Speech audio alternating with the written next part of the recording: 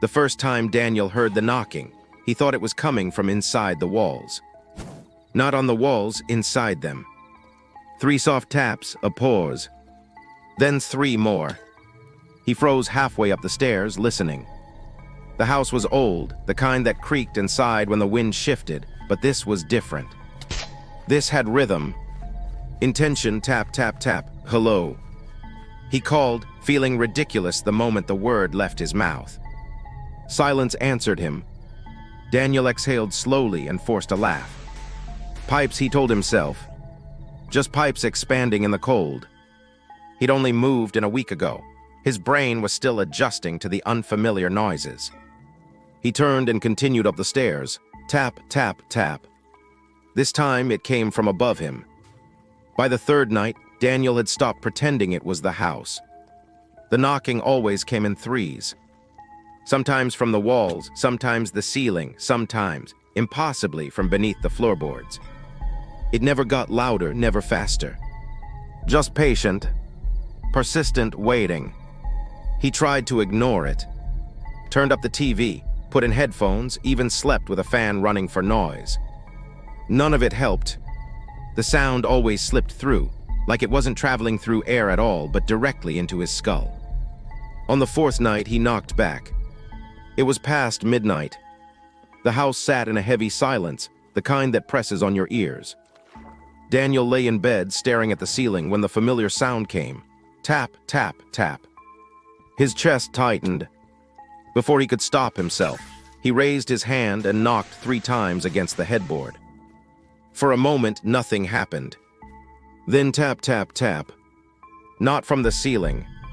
From the inside of his closet door. Daniel didn't open it. He told himself he wouldn't be that stupid. He grabbed his phone instead, turned on the flashlight and aimed it at the closet. The door stood slightly ajar. He was sure he'd closed it earlier. Not funny, he muttered, though there was no one to hear him. The beam of light trembled in his hand as he got out of bed. Each step toward the closet felt heavier than the last, like the air itself resisted him. He reached for the handle, hesitated, tap, tap, tap. This time it came from the other side of the door, right where his face would be if he leaned closer. Daniel stumbled backward, nearly dropping his phone. Nope, he whispered. Nope, nope, nope. The next morning he went into town and asked about the house. Most people just shrugged. Old place. Changed owners a few times. Nothing unusual. Until he spoke to Mrs. Langley at the corner shop. Oh, she said, her expression tightening. You're in that house. Daniel forced a smile. That's reassuring. She leaned closer over the counter. Did anyone tell you about the knocking? His stomach dropped. You've heard it too. Not me, she said quickly. But the last man who lived there, he complained about it. Said something was trying to get his attention. What happened to him, Mrs. Langley hesitated. They found him in the bedroom, she said quietly. Locked from the inside. No sign of struggle. Daniel swallowed. Heart attack. She shook her head. He'd hurt himself, she said carefully. But that's not the strange part. Daniel felt cold despite the warm shop. What's the strange part, Mrs.? Langley met his eyes. They found 3 knocks on the inside of the closet door, she said. Like someone had been trying to get out. Daniel packed that afternoon. He didn't care if it made him look paranoid. He threw clothes into a suitcase, grabbed his essentials, and planned to leave before sunset. By evening, the car was loaded. All that remained was one last check upstairs. He moved quickly, refusing to look at the closet. The house was quiet. Too quiet. No knocking, see. He muttered to himself. All in your head.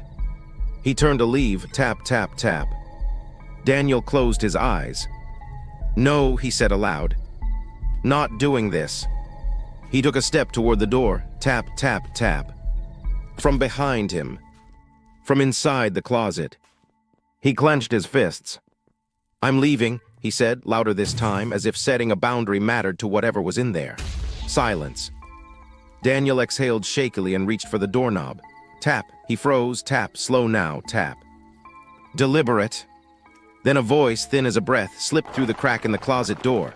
Wrong side. Daniel turned. He didn't mean to. His body just moved. The closet door was wider now. He hadn't seen it open.